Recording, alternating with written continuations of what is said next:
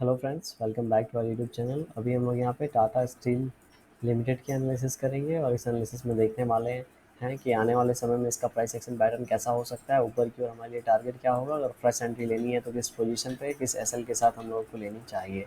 ठीक है, अभी यहाँ पे जिस तरीके से प्राइस एक्शन पैटर्न बन रहा है, अगर आप देखेंगे इन पॉइंट्स को टच करने के बाद लगभग लगभग 80 के लेवल के आसपास से ये बहुत ज़्यादा कहीं पे मोमेंटम नहीं कर पाया है। नो डाउट यहाँ पे एक ट्रेंड लाइन था, ठीक है।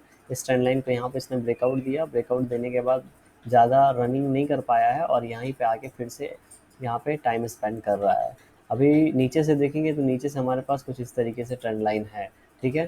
तो और यहाँ पे देखेंगे तो जहाँ पे ये जो है एक 122-23 का जो लेवल है, ये हमारे लिए एक सपोर्ट का काम कर रहा है। क्यों? क्योंकि एक पहले ये रेजिस्टेंस का काम करता था।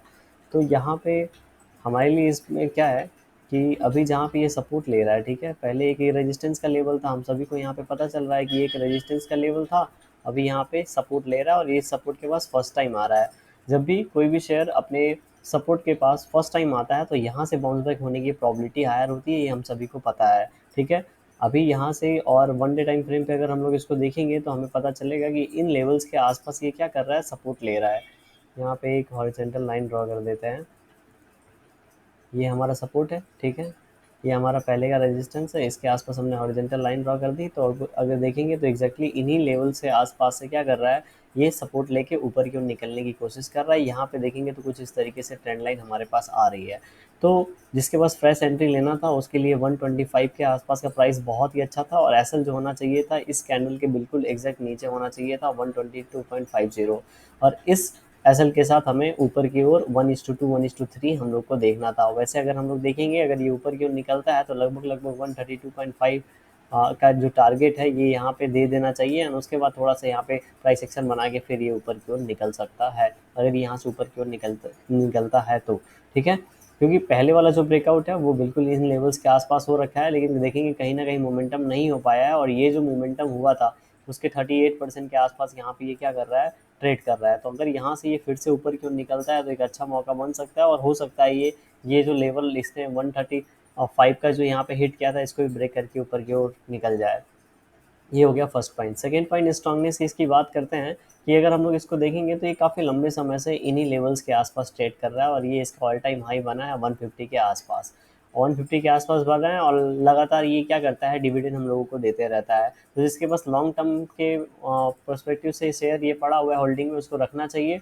और लगभग लगभग इसका यहाँ से जो टारगेट मुझे नज़र आ रहा है 200 रुपये के आसपास का मुझे टारगेट नज़र आ रहा है यहाँ से, ठीक है। क्यों 200 रुपये के आसपास का टारगेट नज़र आ रहा है, तो अगर देखेंगे तो यहाँ पे एक 100 रुपीज़ का यहाँ पे इसने सपोर्ट क्रिएट किया है और ऊपर जो रेजिस्टेंस क्रिएट किया है कहीं ना कहीं ये 140-150 के आसपास किया है। तो ये 50 रुपीज़ का जो ये रेंज बनाएगा इसका ऊपर अगर प्लॉट करेंगे तो 200 का लेवल हम लोग को नज़र आएगा और 200 का जो लेवल है एक साइकोलॉजिकल लेवल भी है। तो 198 197 तक का हम लोग यहाँ पे लेके टारगेट निकल सकते हैं लॉन्ग टर्म में अगर होल्ड किए हैं तो, और उससे भी ज़्यादा लॉन्ग टर्म के लिए हैं तो इसमें होल्ड करके आपको रखना चाहिए, क्योंकि डिविडेंड से ही अच्छा खासा हम लोगों को एक प्रॉफिट यहाँ पे मिलता रहता है। टेक्निकली बात करेंगे, एक बार फिर से चार्ट जूम आउट करेंगे, ठीक है। अगर अभी किसी को यहाँ पे एंट्री लेना है तो लगभग लगभग इन्हीं लेवल्स के आसपास ले सकता है, लेकिन उसको स्ट्रिक्टली जो स्टॉप लॉस है 122.5 के आसपास प्लेस करके रखना चाहिए।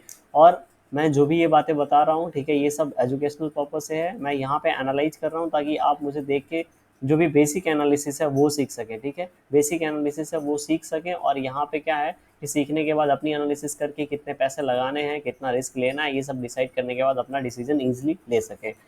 तो यहाँ पे इस तरीके से प्लान कर सकते हैं। कहीं ना कहीं अगर हम लोग देखेंगे तो नीचे से ये वाली जो ट्रेंड लाइन है इस तरीके से आ रही है, उस ट्रेंड लाइन के आसपास यहाँ पे ये जो कैंडल का प्राइस एक्शन पैटर्न बन रहा है, ठीक है।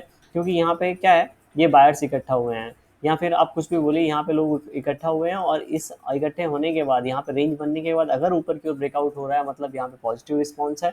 तो इस बॉक्स का 1:1 हम लोग आराम से यहाँ पे प्लॉट कर सकते हैं और 1:2 भी यहाँ पे इजीली ये दे सकता है, क्योंकि फर्स्ट टाइम इस सपोर्ट के आसपास आके सपोर्ट क्रिएट कर रहा है। लेकिन एसएल जो होगा यहाँ पे थोड़ा सा इस केस में हमारा बड़ा होगा, तो उस एसएल को अगर हम लोग यहाँ पे मैनेज करेंगे तो क्वांटिटी हमको अपना कम रखना पड़ेगा, इस बात का आपको ध्यान देना होगा, ठीक है। तो ये यहाँ से जैसा नज़र आ रहा है आज के दिन अगर पॉजिटिव रिस्पॉन्स मिलता है और लगभग लगभग इन लेवल्स के आसपास क्लोजिंग होता है तो 15 के आसपास अगर ये स्ट्रांगली क्लोज दे रहा है, 315 के आसपास स्ट्रांगली क्लोज मिल रहा है, कैंडल स्ट्रांग बन रहा है, तो उस समय जाके कुछ एंट्री हम लोग ले सकते हैं। और ऐसा जैसा कि मैंने बताया, थोड़ा सा नीचे हम लोग को रख के चलना पड़ेगा ताकि आगे आने वाले समय में हम लोग अच्छा प्रॉफिट बना सकें। वीडियो कैसी लगी कमेंट सेक्शन में बता सकते हैं, पसंद आई हुई तो लाइक कर सकते हैं, चैनल पर नए होंगे सब्सक्राइब कर सकते हैं। Thank you for watching this video.